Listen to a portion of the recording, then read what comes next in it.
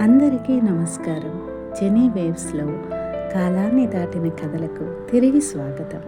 ఈరోజు మనం తెలుగు సినీ చరిత్రలో నవ్వులతో పాటు సమాజానికి గొప్ప సందేశం ఇచ్చిన ఒక అద్భుతమైన క్లాసిక్ గురించి మాట్లాడుకుందాం. ఆ సినిమా పేరే పెళ్లి చేసి చూడు. పెళ్ళిళ్ళలో కట్నం అనే సమస్యను వినోదాత్మకంగా చూపిస్తూ ప్రేక్షకులను నవ్విస్తూ ఆలోచింపచేసిన సినిమా ఇది. 1952లో వచ్చిన ఈ సినిమా చెప్పిన సందేశం ఇప్పటికీ ఎంతో ప్రాసంగికంగా ఉంటుంది. ఈ కథలో హీరో ఒక సాధారణ యువకుడు. అతని కుటుంబం పెళ్లి కోసం ఎదుర్కొనే కట్న సమస్యలు కథలో ప్రధాన అంశం. సమాజంలో ఉన్న కట్నపు ఆచారాన్ని వ్యంగ్యంగా చూపిస్తూ కుటుంబాల మధ్య జరిగే సరదా సంఘటనలు ప్రేక్షకులను బాగా అలరిస్తాయి. హాస్యం, భావోద్వేగం, కుటుంబ బంధాలు అన్నీ కలిపి ఈ సినిమాను ఒక అద్భుతమైన కుటుంబ కథా చిత్రంగా నిలబెట్టాయి. Why this movie is special? ఈ సినిమాకి ప్రత్యేకత ఏమిటి అంటే సామాజిక సమస్యను కూడా ఎంతో సరదాగా చెప్పొచ్చు అనేది ఈ సినిమా చూపించింది.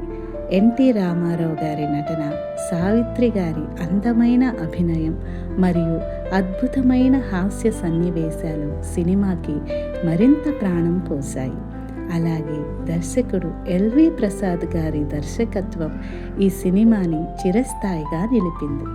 ఇక ఈ సినిమాలోని పాటలు, కామెడీ సన్నివేశాలు ఇప్పటికీ ప్రేక్షకులను అలరిస్తూనే ఉన్నాయి. పెళ్లి చేసుకొని ఇల్లు చూసుకొని చల్లగా కాలం గడపాలోయ్, ఎల్లరు సుఖముగా ఉండాలోయ్, మీరెల్లరు సుఖముగా ఉండాలోయ్. ఈ పాట చాలా బాగుంటుంది. పాత తెలుగు సినిమాలకు ఉండే అమాయకత్వం, కుటుంబ భావాలు ఈ సినిమాలో స్పష్టంగా కనిపిస్తాయి.